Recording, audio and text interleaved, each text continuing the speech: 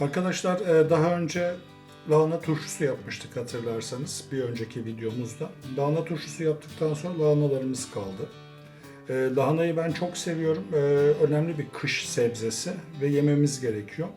Ama genelde lahana kapuska veya da dolma şeklinde yenebiliyor ve turşu olarak yenebiliyor. Turşunun olması için beklememiz gerekiyor. Kalan lahanayı dolma yapma şansım olmadığı için ama yemek de istediğim için, lahana yemenin önemli olduğu için bu lahanayı nasıl yiyebileceğimizi sizinle paylaşacağım şimdi. Lahana önemli bir kış sebzesi ve kışın yemek gerekiyor. Sağlığımız için çok önemli. Özellikle kuzey ülkelerindeki insanların çok fazla lahana yediğini biliyoruz. Yine her zamanki gibi çok sevdiğim kekikten birazcık koyuyorum. Ve hem renk versin hem de antioksidan olsun diye birazcık pul biber koyuyorum.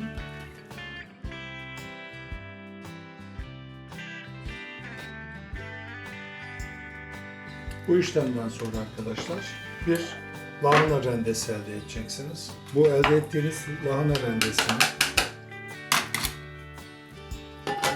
isterseniz elde ettiğiniz bu lahana rendesini limonla, naneyle, sirkeyle, nar ekşisiyle soslayarak afiyetle yiyebilirsiniz. Çok iyi bir beta karoten ve antioksidan kış yiyeceği, kış salatası oldu size. Ayrıca maydanoz, marul vesaire gibi şeyler de koyabilirsiniz.